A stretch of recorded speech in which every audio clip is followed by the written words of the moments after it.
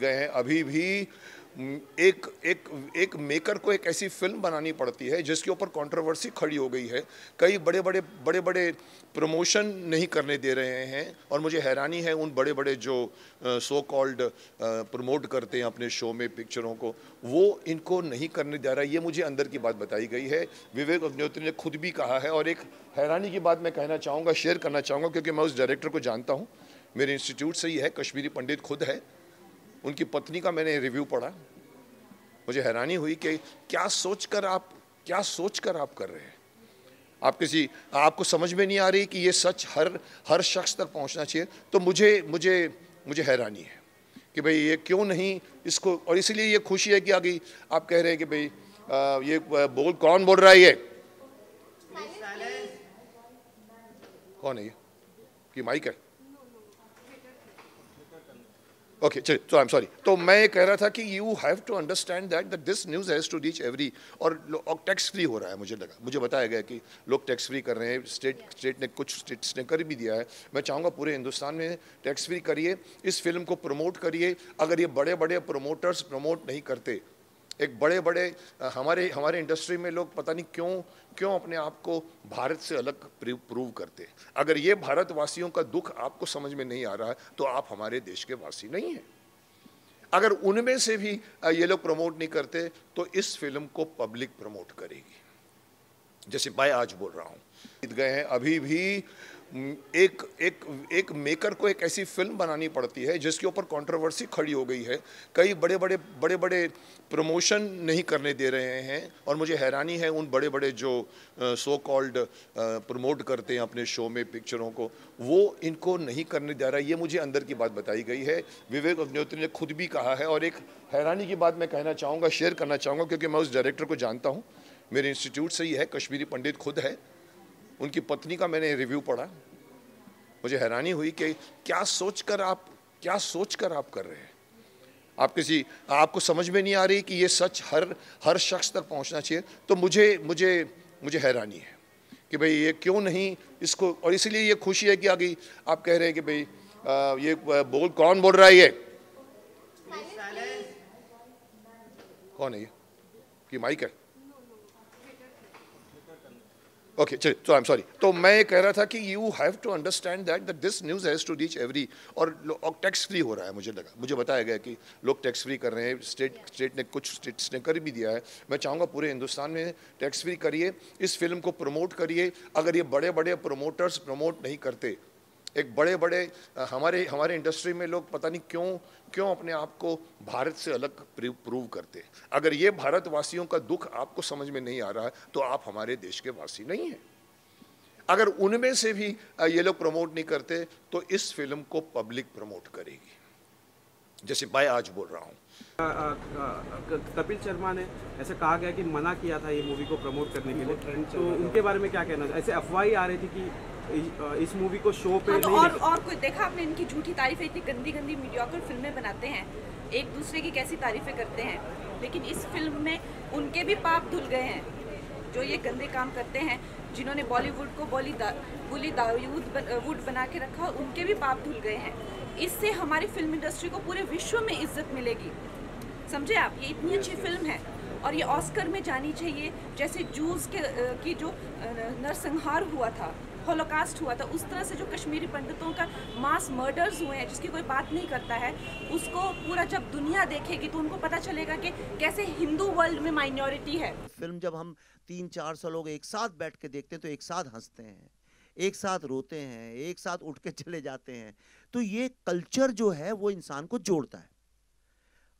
अब एक बहुत बड़ी समस्या ये हो गई कि कश्मीर में आज कल्चर के नाम पे कुछ बचा नहीं है, एक मोनोटोनिक चीज है, कोई डाइवर्सिटी। कश्मीर इतना डाइवर्स था, भारत से जगह जगह से, केरला से, बंगाल से, सब जगह से लोग वहां गए थे और वहां रिसर्च करके सब अल्टीमेटली पंडित, जिनको आज बोलते हैं पंडित मतलब the highest intellectuals and the scholars of a subject, तो वहां पे पंडितों का एक समूह बना और वो इंडिया का जितना भी रिसर्च है 90% से ज्यादा जो इंडिया का रिसर्च है सारा वहां हुआ। इतनी डाइवर्सिटी थी। आज डाइवर्सिटी नहीं है, जीरो डाइवर्सिटी है। वहाँ म्यूजिक नहीं है, आर्ट नहीं है, लिटरेचर नहीं, खाने में डाइवर्सिटी नहीं है। मैंने खाने के बारे में एक ट्वीट किया था, मैं वेजिटेरियन हूँ तो नहीं मिल रहा था, तो मैंने कहा भाई अब नया जो कश्मीर बन रहा है इसमें वेजिटेरियन खाना भी मिलना चाहिए, तो उन्होंने फतवा इशू कर दिया मेरे नाम पे। उन्होंने कहा आप कौन होते हैं हमारे खाने के बारे में बोलने वाले, और अल्टीमेटली 20-30 सिक्योरिटी के साथ हमें कश्मीर से वापस आना पड़ा। तो ना डाइवर्सिटी है, कुछ भी नहीं है।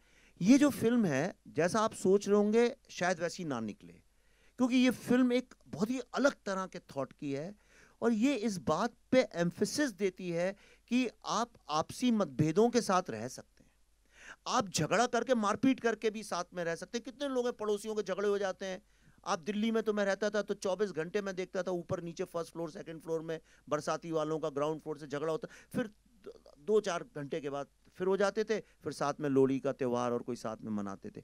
वो सब क्योंकि फिर साथ में जैसे गाना गाने लगे, अंताक्षरी हुई, एक फिर से दोस्त हो गए। आपकी शादी हुई, मैं चला गया, फिर दोस्त हो गए।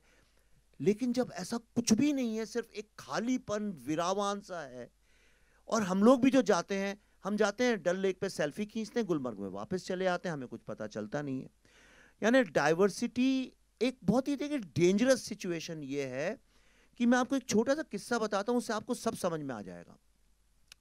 मैं किसी भी रिलीजन के अगेंस्ट नहीं हूं, क्योंकि मैं खुद ही किसी रिलीजन पे ज्यादा नहीं मानता। मैं गर्व से एक हिंदू कल्चर, हिंदू फिलॉसफी, क्योंकि बचपन से मैंने देखा है, सीखा है, और वो मुझे जीने का एक सहारा देती है। लेकिन आप क्या प्रैक्टिस करते हैं, क्या नहीं करते हैं, मैं उसकी उतना आदर करता हूं, मुझे उससे कोई आपत्ति नहीं है। और मैं जानता हूं कि मुझसे अलग लोग इस दुनिया में रहते हैं। यही तो सारे विश्व के इंसानों का नेचर है, सब जानते हैं कि अलग विचार के, अलग फेथ के लोग हैं। हम एक शूटिंग कर रहे थे, तो पल्लवी एक शिकारा में बैठी हुई थी, और छोटी 1-2 बच्चियों को हमने बुलाया था, 8-9 साल, 7-8-9 साल की, जो ज़्यादा जानती नहीं है, बहुत ही इनोसेंट बच्चियाँ। वो पल्लवी के दोनों तरफ बैठी थी। तो हम कैमरा जब शिफ्ट कर रहे थे, उदय जी हमारे डीओपी सर हैं यहाँ पे, और तो एक बच्ची, शायद 1 बजा होगा, दोपहर का नमाज का टाइम था, पल्लवी से उसने बोला आप नमाज पढ़ने नहीं जाएंगी? तो पल्लवी ने बोला नहीं, मैं तो नहीं जाऊँगी। तो कहली क्यों नहीं जाएंगी आप नमाज पढ़ने? पल्लवी ने कहा इसलिए क्योंकि मैं मुसलमान नहीं हूँ। तो कहने लगी अरे ऐसा कैसे हो सकता है, आप कहीं नहीं जाती नमाज पढ़ने? पल्लवी ने कहा नहीं, देखो ऐसा है, मैं हिंदू हूँ इसलिए मैं नमाज नहीं पढ़ती हूँ। कहने लगी तो क्या हुआ, नमाज तो हर कोई पढ़ता है। एक 8-9 साल की बच्ची, 10 साल की बच्ची, दुनिया में कोई भी बच्चा हो इस बात को जानता है कि अलग अलग फेथ के लोग होते हैं। पर कश्मीर में 1990 के बाद जो पैदा हुए हैं लोग, उनको कुछ आइडिया ही नहीं है इस बात का कि दुनिया में डाइवर्सिटी नाम की चीज़ है। इसका भारत और कश्मीर और पाकिस्तान से कुछ लेना देना ही नहीं है। आप एक पूरी की पूरी जनरेशन जो है वो इतनी इग्नोरेंस के साथ बड़ी हो रही है। मेरा जो ड्राइवर था टैक्सी का, वो लाल रंग के जूते पहनता था, तो मैंने उससे एक दिन शूटिंग के दौरान यही पूछा। वो बड़े अजीब से लंबे लंबे रेड बूट्स थे, तो मुझे थोड़ा अजीब भी लगते थे, चमकते हुए लाल। तो मैंने उससे ऐसे ही चिढ़ाते हुए बोला क्यों भाई बड़े अच्छे जूते पहन रखे हैं, कहाँ थाईलैंड से लाए हो, फॉरेन से लाए हो? कहता हाँ। तो मैं सोचा शायद थाईलैंड का नाम लेगा, 20-25 हज़ार रुपए के टिकट में कोई भी चला जाता है आजकल थाईलैंड वगैरह। तो मैंने बोला थाईलैंड से? वो बोला नहीं, दिल्ली से। इंडिया भी नहीं बोला उसने, दिल्ली से। और मैं यकीन से कह सकता हूं, थोड़ी तो मैं भी समझ रखता हूं इंसान की, मैं आपको गारंटी से कह सकता हूं उसने जिस इनोसेंस से बोला था, उसको आइडिया ही नहीं था इस बात का कि वो जो कह रहा है वो गलत है। तो ये जो हमने क्रिएट कर दिया, ये फिल्म यही आपको बताएगी कि क्या होता है जब आप एक सोल को खत्म कर दें, कल्चर को, आर्ट, म्यूजिक, लिटरेचर, आर्किटेक्चर, इन सब चीजों को खत्म कर दें, तो वो किसका लॉस है? क्या वो कश्मीर का लॉस है? क्या वो हिंदू मुस्लिम का लॉस है?